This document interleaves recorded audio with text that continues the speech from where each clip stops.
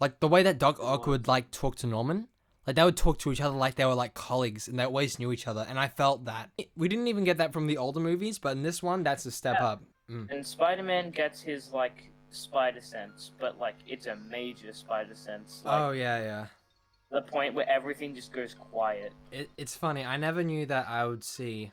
That spider sense was really cool. I didn't even expect to see the villains hanging out in Peter Parker's apartment. That was amazing to see. I also like how they try to cure the villains, although it doesn't make sense for all of them. Because, okay, you're going to try to cure Doc Ock, right? But isn't he just going to return back and die anyway?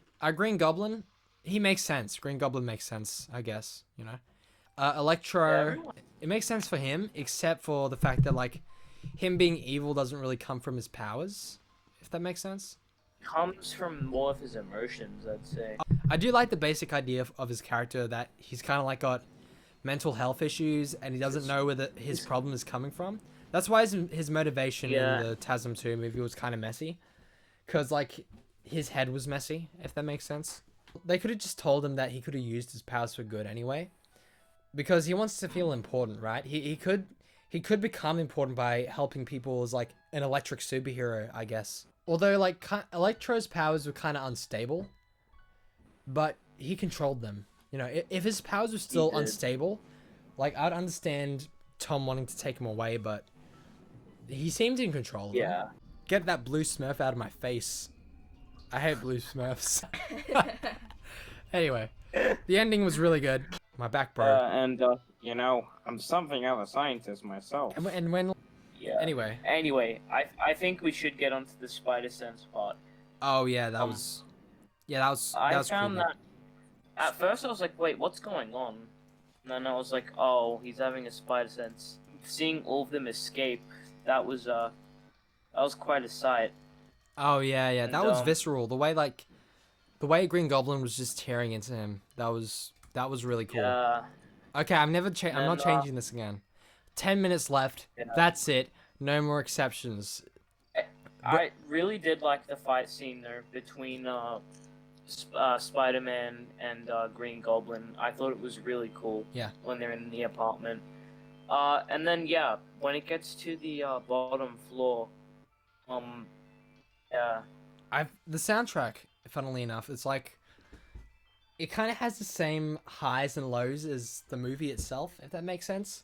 Because, like, there's so many... They could have added the themes in more, if that makes sense. But at the same time, they do add, like, a lot of cool music.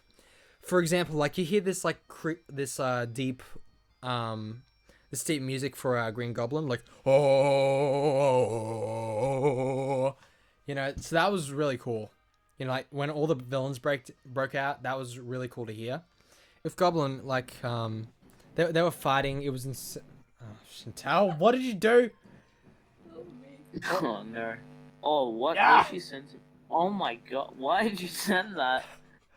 Is this on STB?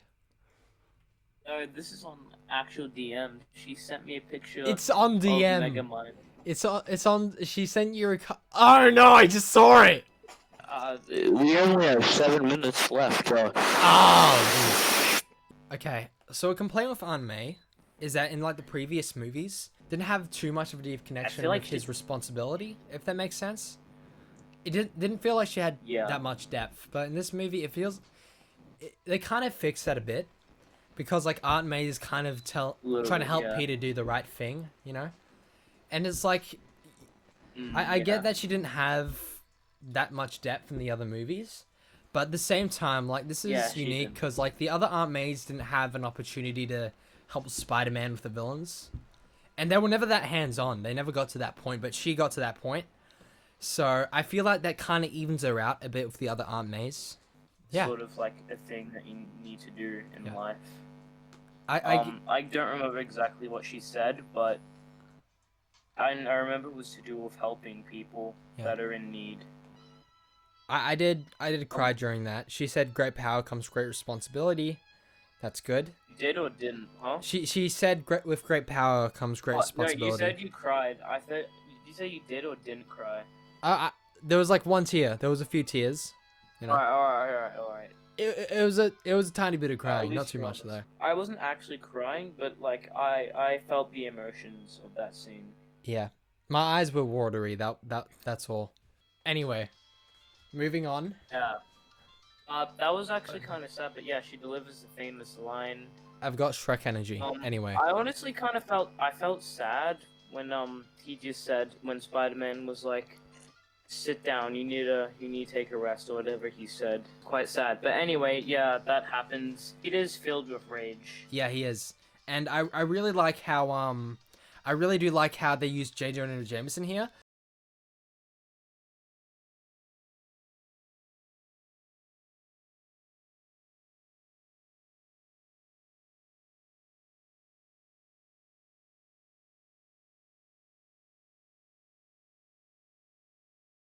He's actually posing like a question to Peter Parker, Tom Holland, right? Yeah. So Peter Parker's just standing in front of the screen. One of the most beautiful shots, by the way, in the rain, and then J. Jonah Jameson saying, "Wherever Spider-Man goes, chaos follows." You know, because his his friends are in danger, etc. And he's actually pondering himself that, right? Because usually with J. Jonah Jameson, like it's just sort of like, you know, he's the fool that you don't listen to. He's just really annoying. But in this, he kind of inadvertently has a point, if that makes sense. He does, yeah. Yeah. And I like how he acts more like a news reporter Yeah. in this, rather than someone who publishes the newspapers themselves. Like, I remember seeing him in Far From Home for the first time. I was like, oh, wow, J. Jonah Jameson is in this. That's really cool. It's the balding variant. He's in the rain. Then all of a sudden, we get to the Spider-Man scene. Right? Yep. That was really cool. Really cool, really cool. The way Andrew Garfield stepped in, you know? Yeah, alright. So, like, the cinema that we were in, basically, he didn't react until Andrew took his mask off. That was just really cool. It's funny, because, like, if you see videos online, like, it's like, usually what happens, Andrew Garfield steps in, there's like a scream, but it's not the highest point. And then once he takes his mask off, it's like 2 times more screaming. I want to say, when I went to see Endgame, there was no reactions. Like, there were reactions, but, like, it was not as, like, good as what we were in. Like, people were clapping, all that type of stuff. It was amazing. Yeah, it was an experience. Honestly, just the whole movie was an experience. No one cares that Iron Man died. Yeah. Everyone cares that Spider-Man cried. Anyway, so the Spider-Man come in. So Andrew Garfield, what do you think about his character? Honestly, I think him coming first gave him a lot of, I guess, Breathing room. I wouldn't say the word reputation. But him coming in first definitely gave him a lot more room to breathe. Of, like, a lot of people used to say, "Oh, Andrew Garfield is like the worst Spider-Man." Now everyone loves Andrew Garfield. Yeah. Make Tasm free. Like, we hear that now. It's strange. It's very funny. I personally think he shines a lot in this film. He does. He doesn't take the spotlight, but he definitely shines a lot more than Tobey. I'm just gonna say. I like Tasm 1. I don't know about Tasm 2. I love the music and the visuals in that one. That one has the best visuals of any Spider-Man movie. Although the story might not be so good, but you know what? When I first saw that, though, it was like it was a dream. I couldn't believe what was happening. Like, my heart was beating so fast. It was like, yeah, it was beating so fast. And then when we saw Tobey, I was almost like I was in the verge of tears. Like, I was almost about to burst out crying because of it's been a long time. How cool it was. Yeah. Yeah, like, and then, Chantal didn't believe it. Yeah. Chantal didn't believe it, you know.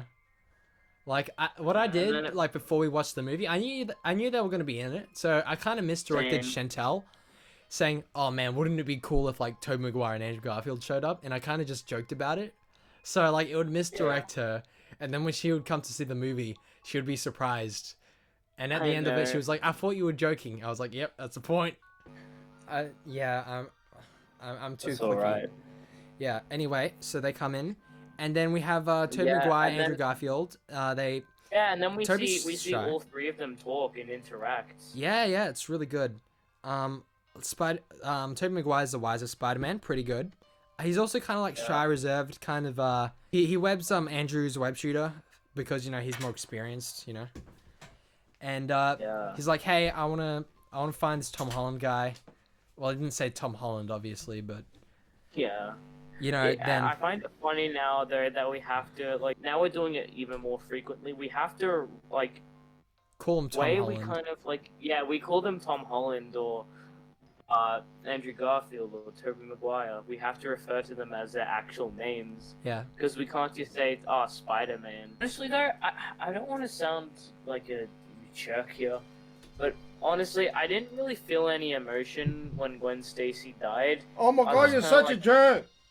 No emotions, I was crying! Yeah.